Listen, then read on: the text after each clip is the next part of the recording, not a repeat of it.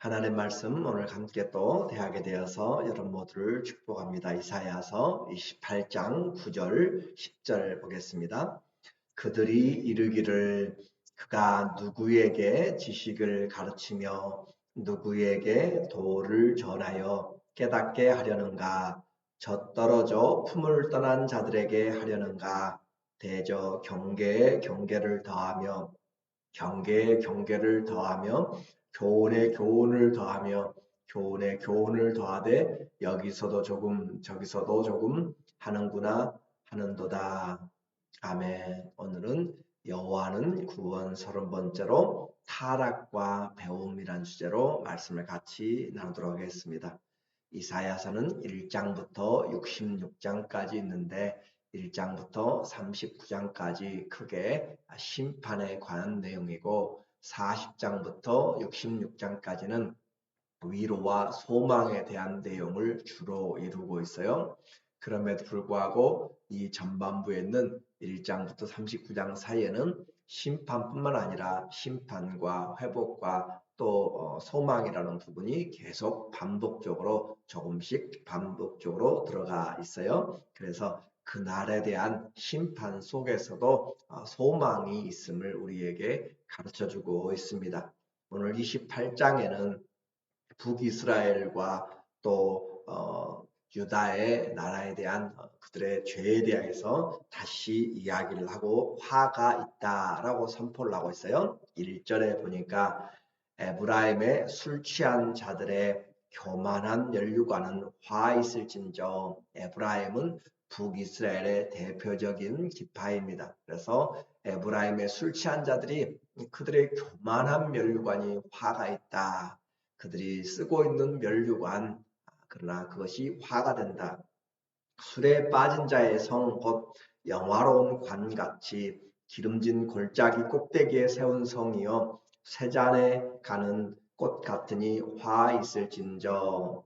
북이스라엘은 남쪽의 유다보다 물질적으로 더 번성한 때가 많이 있었어요. 그것은 감사해야 될 일인데 그들은 그 감사보다 자기들의 교만한 삶, 다른 사람들의 삶을 짓밟고 부익부 빈익빈이라고 하는 그런 삶으로 치닫게 되었습니다. 그래서 하나님께 감사가 아니라 오히려 우상을 쫓아갔고 그리고 이웃에 관심하기보다는 자기들의 이익과 또 쾌락을 추구하는 데 관심이 더 많았습니다.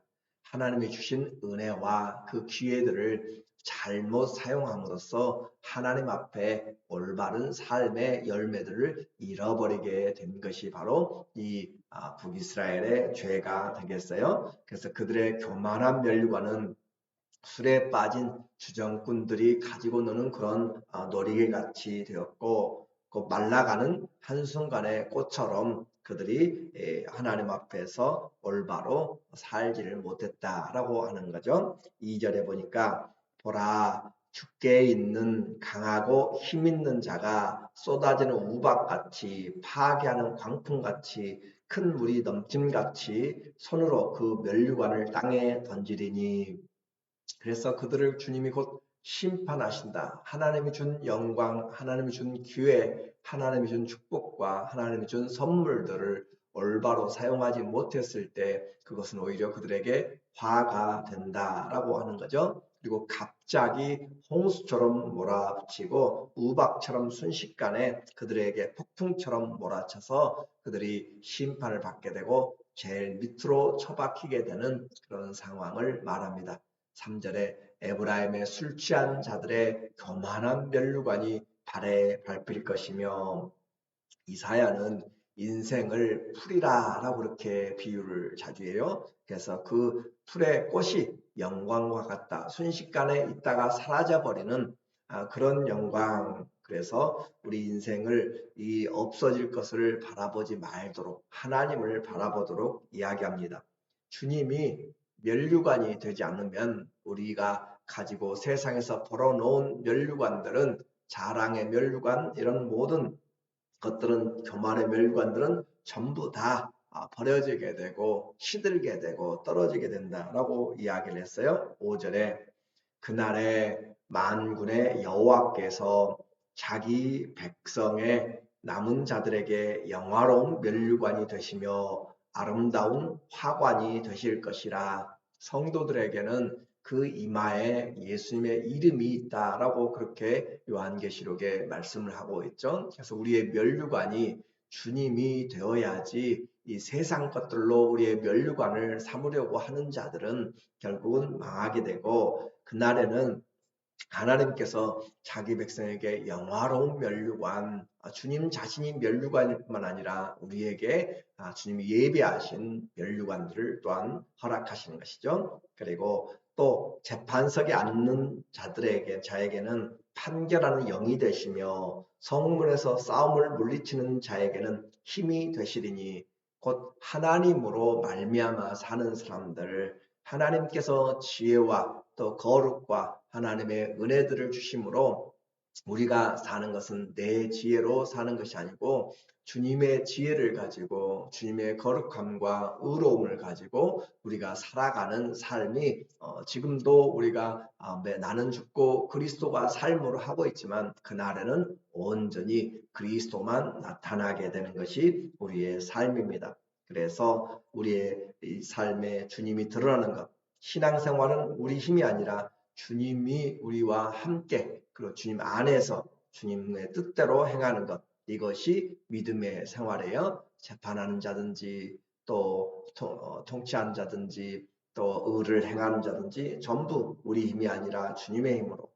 그러나 반대로 교만한 자들은 하나님의 말씀을 그들이 무시하고 술 취한 같이 더러움에서 자기들의 면류관을 가지고 살지만 결국 술이 취하면 토하게 되고, 그 토한 자리, 더러운 자리, 그 냄새나는 자리에서 다시 뒹구는 것처럼 그들의 삶은 하나님의 말씀을 떠났을 때 이와 같이 비참하게 됩니다. 7절에 그리하여도 이들이 하나님의 말씀을 들어도 이사야가 선포하고 그렇게 해도 그 말이에요. 그리하여도 이들은 포도주로 말미암아 옆걸음치며 독주로 말미암아 비틀거리며 제사장과 선지자도 독주로 말미암아 옆걸음치며 포도주에 빠지며 독주로 말미암아 비틀거리며 환상을 잘못 풀며 재판할 때 실수하나니 모든 상에는 토한 것 더러운 것이 가득하고 깨끗한 것이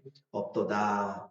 민족에게 또 개인에게 타락하는 가장 큰 원인이 될 수 있는 것이 바로 믿음에서 떨어져 나가는 것이에요. 종교적인 타락이 가장 무서운 것입니다. 왜냐하면 절대적인 기준이 사라져 버리기 때문에 그래요. 그래서 종교 지도자들의 타락, 그것은 심각한 위험의 타락이고, 정치 지도자들의 타락, 그리고 결국 백성들의 무분별한 삶이 이 유다와 이 북이스라엘의 죄의 심판의 원인이 되었습니다.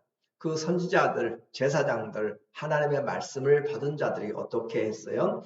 독주로 인하여 옆구름치며 포도주에 빠지며 술독에 빠졌고, 독주로 말미암아 비틀거리면서 환상을 잘못 풀고 하나님의 말씀을 잘못 가르쳤다라고 하는 것은 자기 뜻대로 가르치게 된다라고 하는 것이고, 재판할 때 실수하나니 공의를 좇아 하는 것이 아니라 자기 이익을 좇아서 사람들의 관계를 좇아서 하게 되는 것.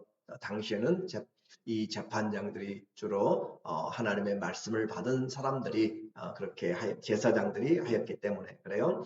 이처럼 하나님의 말씀이 올바로 세워지지 못할 때 곧 영적인 타락이 가장 무섭다라고 하는 것이죠. 그렇게 될 때는 모두가 다 진리를 조차 가지 못하고 거짓 가운데서 살아가게 되는 것이에요. 그래서 이 시대에도 하나님의 말씀이 올바로 선포되지 못할 때 모든 세상이 아무리 잘 살아간다 할지라도 그것은 올바른 삶으로 주님이 원하는 삶이 아닙니다. 종교 지도자들의 타락이라고 했습니다. 9절에 보니까 그들이 이르기를, 이제 이 백성들 그리고 또 종교 다른 지도자들 하나님의 말씀을 올바로 받지 않고 그들이 독주에 취하고 그들이 원하는 대로 살면서 이사야가 선포하는 하나님의 말씀, 자기들이 원하는 소리가 아니라 하나님의 심판의 소리가 계속적으로 들려지잖아요.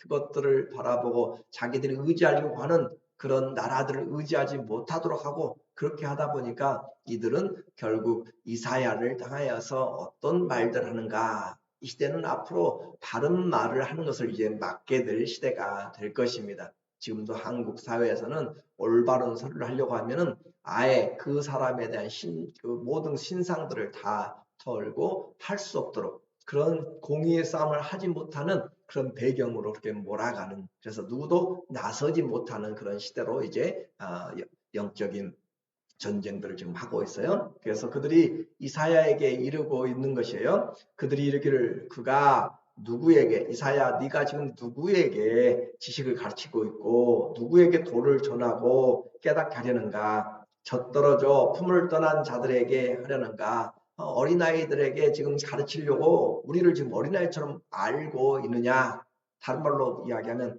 또 설교하느냐, 그 말을 지금 하고 있는 거죠. 대적 경계에 경계를 더하며 경계에 경계를 더하며 교훈에 교훈을 더하며 교훈에 교훈을 더하되 여기서도 조금 저기서도 조금 하는구나 하는도다. 이사야 그 사람의 선지자의 말씀을 올바로 분별하지 못하면서 그들은 이 파수꾼들이 올바른 선포를 하는 자들에게 향하여서 이것저것 두서없다고 이사야를 지금 비난하고 있는 내용입니다. 그래서 결국 이런 영적인 타락은 그들이 하나님의 말씀을 잘못 분별한 말씀의 부재요. 하나님이 그들을 징계를 올바로 받지 못하게 되니까 자기 선지자를 통하여서 징계를 받지 못할 때 하나님은 타인의 손을 빌리게 됩니다. 하나님이 열국을 들어 심판하게 되는 것이 바로 자기 선지자들의 말을 듣지 아니할 때 나타나는 현상들이에요. 그래서 이와 같이 그들이 하나님의 말씀을 그렇게 어린아이처럼 자기들을 가르친다 조롱하고 또 설교한다고 조롱하고 말씀을 멀리하고 자기들이 원하는 소리가 아니라고 무시하는 그런 자들에게 하나님이 똑같은 방법으로 그들을 비난하면서 그래 너희가 내가 보낸 선지자의 말을 그처럼 그렇게 올바르지 않게 타당하지 않게 비꼬며 받아들였지 내가 진짜로 너희에게 그렇게 하겠다라고 하는 내용을 말합니다. 그래서 너희가 이제 선지자의 말을 들었지만 너희가 알지 못하는 언어로 너희들을 가르치게 될 것이다 라고 하는 거예요. 그래서 13절에 보면 여호와께서 그들에게 말씀하시되 경계에 경계를 더하며 교훈에 경계에 경계를 더하며 교훈에 교훈을 더하며 교훈에 교훈을 더하고 여기서도 조금 저기서도 조금 하사 그들이 가다가 뒤로 넘어져 부러지며 걸리며 붙잡히게 하시리라. 그래서 이 말 바로 앞에 12절에는 너희가 알지 못하는 이방 사람들의 언어들로 인하여서 내가 하겠다라는 말을 해요. 결국 너희가 다른 나라의 침략을 받고 또 끌려가고 그래서 알지 못하는 말들로 그들이 조금씩 한 단어씩 알아듣는 그런 말들이 그들을 결국 교육을 시켜 나갈 것이다 라고 하는 것으로 말하고 있는 것이죠. 그래서 그들은 지금 하나님의 말씀을 그들이 몰래하여서 그들이 하나님의 말씀이 아닌 그들이 알아듣는 그 이스라엘의 히브리어가 아닌 그들의 다른 이방인들의 말들로 그들을 하나님이 교육하실 것이다. 그때는 이미 힘든 상황이 되는 거죠. 이처럼 종교적인 타락, 지도자의 타락, 영적인 타락, 말씀의 부재는 나라 전체를 변화시키는 힘들게 만드는 원인이 되고 그리고 당연히 정치 지도자들의 타락이 함께 따르게 되는 거죠. 이것은 혼적인 타락을 이야기해요. 14절에 보면 이러므로 예루살렘에서 이 백성을 다스리는 너희 오만한 자여 여호와의 말씀을 들을지어다. 이 여호와의 말씀을 들으라. 누구에게요? 이 백성을 다스리는 자여. 지도자들에게 지금 말씀을 하고 있어요. 그래서 그들이 지금 잘못된 썩은 동화줄을 잡고 생명줄이라고 그렇게 이야기하는 거죠. 우상을 잡고 또 생명보험을 든 것처럼 교만하고 안전하게 그렇게 사람들과 국가들을 붙잡고 있는 사람들을 하나님이 흔들리지 않는 그들의 보험이고 그렇게 안식처지만 그 하나님을 의지하지 않고 세상으로 향하는 그들을 말하고 있습니다. 그래서 그들이 잡고 있는 것 안전하다 생각하고 애굽이 지켜줄 거로 생각하고 아수르가 지켜줄 거로 생각하고 또 다른 동맹들이 돈이 지켜줄 것이라고 생각하고 우상들이 지켜줄 것이라고 생각했는데 그것은 사망의 첩경이다라고 하는 것이고 진정한 초석, 진정한 인생의 또 국가의 그 초석은 바로 반석이신 하나님이시다라고 말씀을 하고 있어요. 16절에 보니까 그러므로 주 여호와께서 이같이 이르시되 보라 내가 한 돌을 시온에 두어 기초를 삼았노니 곧 시험한 돌이요 귀하고 견고한 기초돌이라 그것을 믿는 이는 다급하게 되지 아니하리로다. 하나님께서 한 돌을 세운다, 기초를 세운다. 이 돌이 바로 우리는 예수 그리스도인 것을 알게 되는 거죠. 그래서 하나님의 교훈, 진정한 생명의 보장, 진정한 진리의 초석, 반석은 바로 하나님이 되신 하나님이신 예수님. 그 예수님이 우리에게 하신다.